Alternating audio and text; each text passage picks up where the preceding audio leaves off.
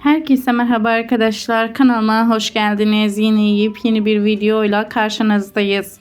Kan Çiçekleri dizi oyuncusu Yağmur Yüksel ve Barış Baktaş İstanbul'da sezon finaliyle ilgili kamera arkası görüntüler geldi. Biz de anında sizlerle paylaşıyoruz. Umarım videomuzu beğenirsiniz. Yağmur Yüksel ve Barış Baktaş'tan yepyeni muhteşem fotoğraflar geldi. Biz de anında sizlerle paylaşıyoruz.